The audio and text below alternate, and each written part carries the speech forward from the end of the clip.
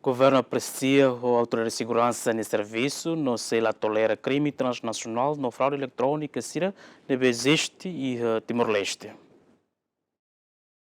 Lehou-se conferência de imprensa e a quarta semana, né? Secretário de Estado de Comunicação Social, Expedito Dias Jimenez, Chateten. O governo aprecia a autoridade de segurança no serviço, não se ela tolera crime transnacional, no fraude eletrônica, Síria, deve existe a Timor-Leste.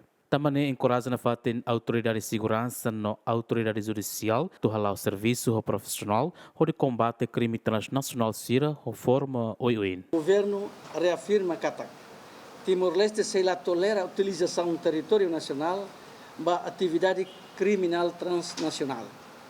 Inclui fraude eletrônica, burla online, lavagem ossão, tráfico EMA, que a formação de crime organizado nebe viola lei no ameaça soberania no interesse nacional.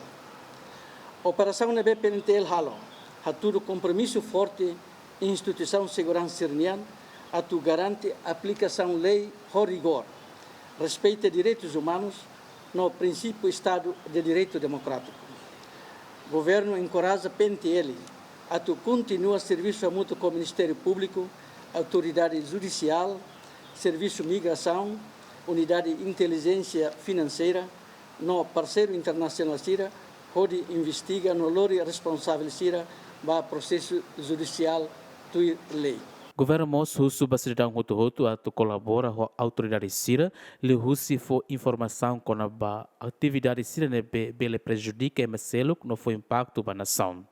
O governo moço cidadão roto a colabora com a autoridade síria, lhe husi for informação com a atividade síria ita suspeita. Não la envolve an e a atividade nebe bele prejudica a comunidade, atividade legal síria. O governo se foti na fatin medida legal rigoroso, tuir lei nacional, no obrigação internacional síria. O governo continua comprometido a fortalecer capacidade de instituição de segurança ou justiça, passar a cooperação internacional, no desenvolve mecanismo preventivo a Timor-Leste, sai nação e de seguro, estável, no livre, usi atividade crime organizado. Allora o governo Nenaran convida meios de comunicação social na comunidade sirotoma, for apoio para esforço autoridade serbiana. Ele usi dissemina informação los, não evita espalhar informação nebe se dá confirmado. Ato não é, bele mantém confiança público no estabilidade nacional e a Itanharai.